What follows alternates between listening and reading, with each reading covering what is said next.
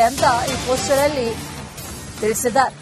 JP ಭವನದ ಗೇಟ್ಗೆ ಈ poster ಅನ್ನು ಅಂಟಿಸಲಾಗಿತ್ತು. ಆದರೆ ಈಗ ಆ ಪೋಸ್ಟರ್ಗಳನ್ನು ತೆರವು ಮಾಡಿದ್ದಾರೆ ಅನ್ನುವಂತ ಮಾಹಿತಿ ಇದೆ. ಪೋಸ್ಟರ್ಗಳನ್ನು ಪೊಲೀಸರು ತೆರವುಗೊಳಿಸಿದ್ದಾರೆ. ಜೆಪಿ ಭವನದ ಸೆಕ್ಯೂರಿಟಿಗೆ ಬಂದಿದ್ದಂತ ಪೊಲೀಸರು ಅದನ್ನು ತೆರವುಗೊಳಿಸಿದ್ದಾರೆ. ಪೋಸ್ಟರ್ಗಳನ್ನು ಅಂಟಿಸಿದ್ದಾರೆ ಅನ್ನುವಂತ ಮಾಹಿತಿ ಇತ್ತು. ಪೋಸ್ಟರ್ಗಳನ್ನು ಅಂಟಿಸಿದ್ರು. ಆ ಪೋಸ್ಟರ್ಗಳನ್ನು ಗಮನಿಸಿದ್ವಿ. ಆ ಪೋಸ್ಟರ್ಗಳನ್ನು ಈಗ ತೆರವುಗೊಳಿಸಲಾಗಿದೆ. ಹೋರಾಟ ಯಾವುದು ಕಾರಣಕ್ಕಾಗಿ, ರೈತರ ಪರವಾಗಿಯೋ, ಬೇನಾಮಿ ಆಸ್ತಿಯನ್ನ ಉಳಿಸಿಕೊಳ್ಳೋದಕ್ಕಾಗಿಯೋ, ಯಾವುದಕ್ಕಾಗಿ ಅನ್ನುವಂತ ಒಂದಷ್ಟು ಪೋಸ್ಟರ್ಗಳನ್ನು ಅಂಟಿಸಲಾಗಿತ್ತು. ಆ ಪೋಸ್ಟರ್ಗಳನ್ನು ಅಂಟಿಸ್ತಾ ಇರೋದನ್ನ ಕೂಡ ಗಮನಿಸ್ತಾ ಇದ್ವಿ. ಕಾಂಗ್ರೆಸ್ನ ಕಾರ್ಯಕರ್ತರು ಈ ಪೋಸ್ಟರ್ಗಳನ್ನು ಜೆಪಿ ಭವನದ ಗೇಟ್ಗೆ ಅಂಟಿಸಿದ್ರು.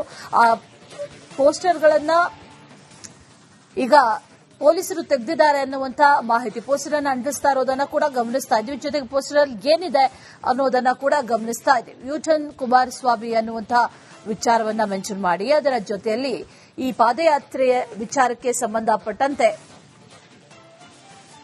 ಒಂದಷ್ಟು ಪೋಸ್ಟರ್ಗಳನ್ನು ಅಂಟಿಸಿದ್ದಾರೆ. ಡೀಟೇಲ್ಸ್ ಕೊಡ್ತಾರೆ ನಮ್ಮ ಪ್ರತಿನಿಧಿ ಚರಣ್, ನೇರ ಸಂಪರ್ಕದಲ್ಲಿ ಜಾಯಿನ್ ಆಗಿದ್ದಾರೆ. ಚರಣ್, ಒಂದಷ್ಟು ಪೋಸ್ಟರ್ಗಳನ್ನು ಅಂಟಿಸಿರುವುದನ್ನ ಗಮನಿಸಿದ್ವಿ.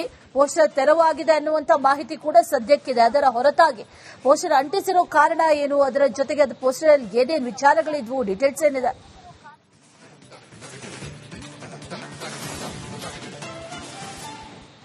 ಎಸ್ ಅಶ್ವಿನಿ, ಏನು ಜೆಡಿಎಸ್ನ ನಾಯಕರುಗಳು ಬಿಡದಿಯಲ್ಲಿ ರೈತರ ಪರವಾಗಿ ಪಾದಯಾತ್ರೆಯನ್ನ ಮಾಡುವಂತಹ ಕೆಲಸವನ್ನ ಮಾಡಿದ್ರು. ಪಾದಯಾತ್ರೆಯನ್ನ ನಡೆಸಿ ಸರ್ಕಾರವನ್ನ ಮಂಡಿಸುವಂತಹ ಕೆಲಸವನ್ನ ಕೂಡ ಮುಂದಾಗಿದ್ರು.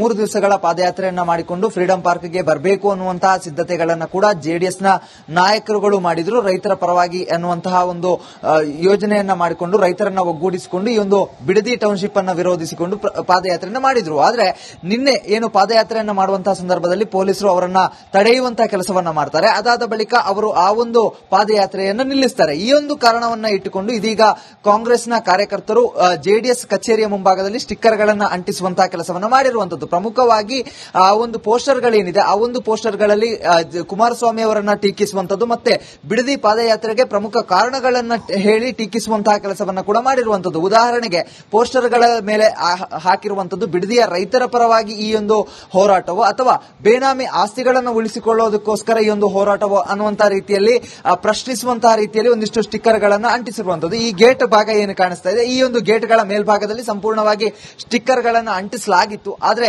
ಸದ್ಯ ಇದೀಗ ಏನು ಬೆಳಗ್ಗೆ ಬಂದಂತಹ ಪೊಲೀಸರೇನಿದ್ದಾರೆ ಅವರು ಅದನ್ನ ತೆರವು ಮಾಡುವಂತಹ ಕೆಲಸವನ್ನ ಕೂಡ ಮಾಡಿರುವಂತದ್ದು. ಒಂದು ಕಡೆಯಲ್ಲಿ ಯಾವಾಗ ಈ ಒಂದು ಪಾದಯಾತ್ರೆಯನ್ನ ಜೆಡಿಎಸ್ನ ನಾಯಕರುಗಳು ಮತ್ತು ರೈತ ಸಂಘಟನೆಗಳು ಕೈ ಬಿಡ್ತವೋ ಆ ಒಂದು ಸಂದರ್ಭದಲ್ಲಿ ಯೂಟರ್ನ್ ಹೊಡೆದಿದ್ದಾರೆ ಅನ್ನುವಂತಹ ರೀತಿಯಲ್ಲಿ ತೋರ್ಪಡಿಕೆಯನ್ನ ಮಾಡೋದಕ್ಕೆ, ಅದರ ಜೊತೆಗೆ ಅದನ್ನ ಟೀಕಿಸೋದಕ್ಕೆ, ಈ ಒಂದು ಪಾದಯಾತ್ರೆಯನ್ನ ಕೈ ಬಿಟ್ಟಿರೋದನ್ನ ತೋರಿಸೋದಕ್ಕೆ ಆ ಪೋಸ್ಟರ್ಗಳ ಮೂಲಕ ಅಭಿಯಾನವನ್ನು ನಡೆಸ್ತಾ ಇರುವಂತದ್ದು. ಒಂದು ಕಡೆಯಲ್ಲಿ ಪ್ರತಿ ಬಾರಿ ಕೂಡ ಇದೀಗ ಪೋಸ್ಟರ್ ವಾರ್ ಜೋರಾಗ್ತಾ ಇದೆ. ಒಂದು ಕಡೆಯಲ್ಲಿ ಜೆಡಿಎಸ್ನ ನಾಯಕರನ್ನ ಟೀಕಿಸುವಂತಹ ಕೆಲಸಗಳಾಗ್ತಾ ಇದೆ. ಮತ್ತೊಂದು ಕಡೆಯಲ್ಲಿ ಬಿಜೆಪಿ ನಾಯಕರುಗಳನ್ನ ಕಾಂಗ್ರೆಸ್ನ ಕಾರ್ಯಕರ್ತರು ಪೋಸ್ಟರ್ಗಳನ್ನ ಅಂಟಿಸಿ ಟೀಕಿಸುವಂತಹ ಕೆಲಸಗಳನ್ನ ಕೂಡ ಮಾಡ್ತಾ ಇದ್ದಾರೆ. ಸದ್ಯ ಇದೀಗ ಪೊಲೀಸರು ಆ ಒಂದು ಸ್ಟಿಕ್ಕರ್ಗಳನ್ನ ತೆರವು ಮಾಡುವಂತಹ ಕೆಲಸವನ್ನ ಮಾಡಿರುವಂತದ್ದು.